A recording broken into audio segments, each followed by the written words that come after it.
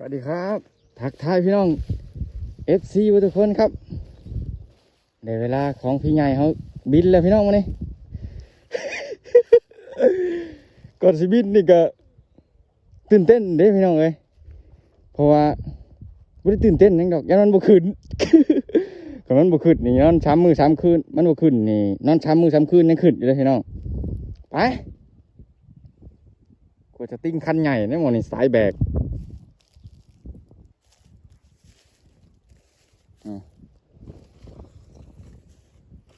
เข้าผูกเข้าเนี่ยตัวโยเสือกสายพานหลุดแล้วมางเอาพี่น้องกันนะฮะกระดาษจักมันตึงเลยนะมาติดตอนนั้นกลางคืนนะมันเลยตึงบ่เสมอกันแบกถนนคันใหญ่ตื่นมาแล้วบ่เห็นเท่าหลานนะเพราะเขาก็ตื่นนี่ช่วงอันนั้นนะเขาไปเอาน้ำนะกลางคืนนี่นะเขาก็เลยมานอนตอนสวยเอาไปนอนคดในเงาไม้รถ สำนอนนุบำตัวเองเดี๋ยวแลนเอาเลยนอนยามกลางคืนมันหนาวใครแต่ดังไพ่เนี่ยพี่น้องอยู่นานนั่นนะมันนี่ลมแห้งเนาะทางนั้น2 โตผมทุกเห็นหรือเปล่าโอ้งามด้วยทางนั้นลินหาง2 โตแล้วก็มีทั้งนี้อีกตัวหนึ่งตัวดำดอกลินหางโกหมูอีกตัวนี้ตื่นมาเราเห็นหลานนะจักไปทางไหนเนี่ยดูไปหาลินบ่หัวใจนี่เต้นตุกตุกตุกตุกบริยานยังดอกพี่น้องยันมันบ่ขึ้น ไปลุยเลยสิแลนเนาะถ้าว่ามันหัวซักเขาก็สิปล่อยเสือกเลยเรียบร้อยพี่น้องขึ้นหางเรียบร้อยโอ้ยขึ้นเด้อลูกชายเอ้ย พอใจหายใจคว่ำแล้วนี่ยังบ่ทันขึ้นยังก็ได้บริยานยังไงยันเจ้าบ่ขึ้นได้เดี๋ยวนี้ฮะนักหัวไปก่อนนะลุยเลย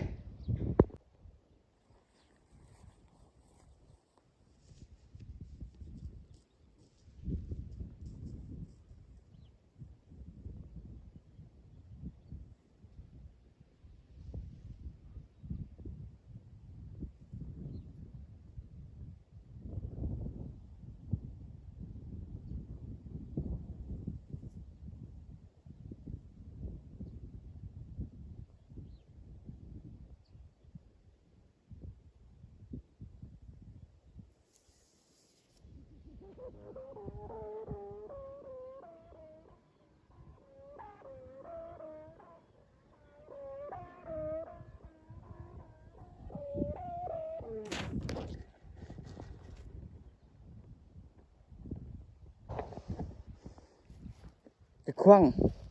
งมาข้างเดียวเดี๋ยวปรับกันเลยพี่น้องมันจะคว้างไปข้างซ้ายนี่ถ้าเวลาเขาแนมมามันนี่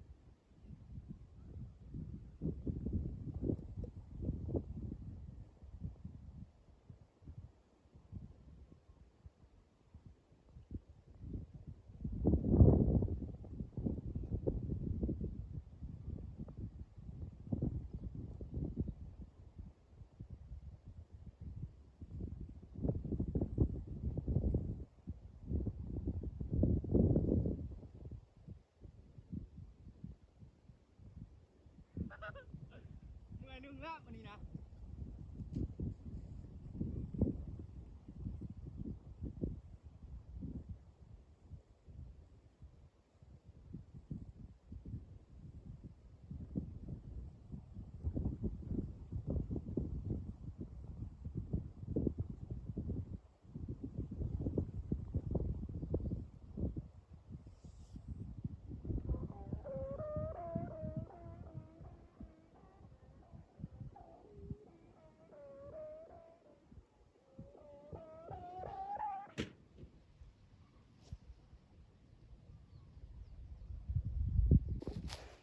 3 บาทเสื้อขาดเลย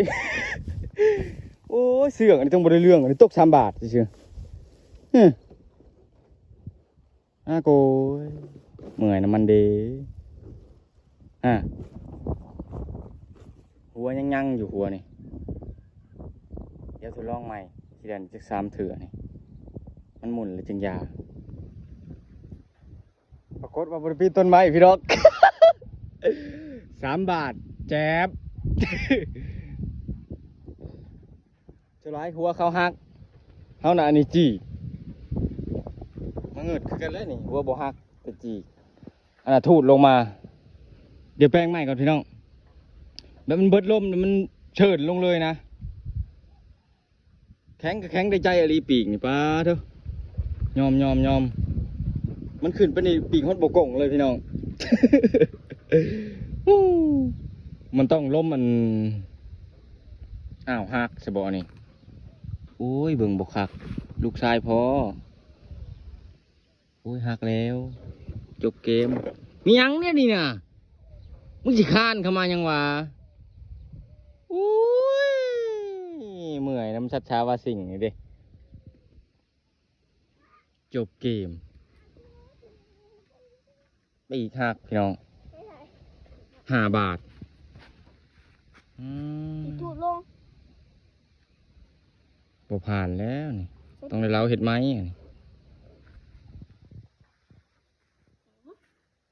ไม่ใช่เลย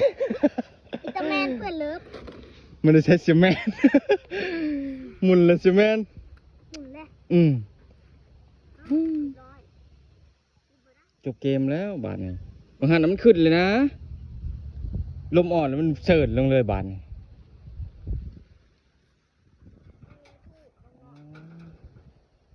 ตายหมอนี่มีแต่อยากเอาหมอนี่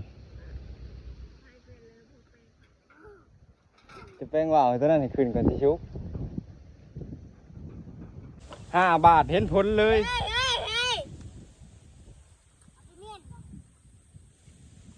ทูดลงกระปีกหักกลางเลยลมอ่อนเลยเชิญลงเลยพี่น้องปีกจนบกงแล้วเรื่องแข็งนี่นะ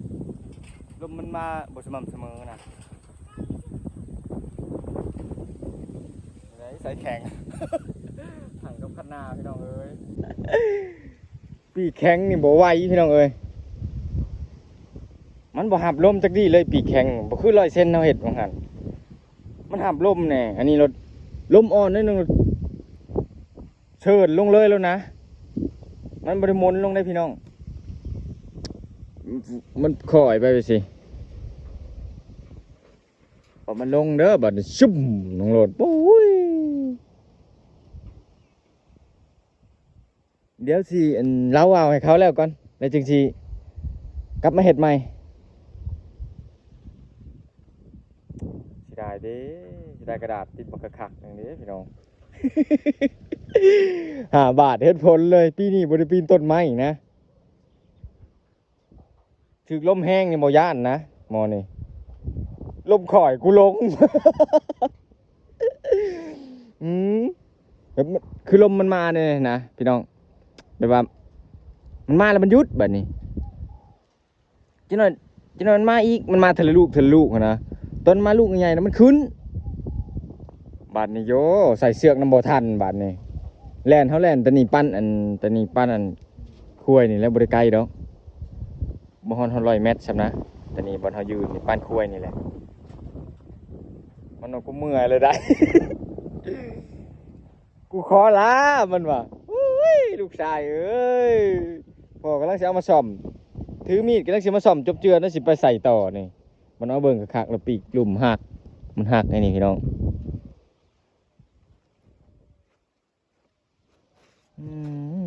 ใหญ่แต่เอิกกลางมึงนี่แล้วลูกชายเอ้ยหัวแก้วหัวแหวนหักซ้ำ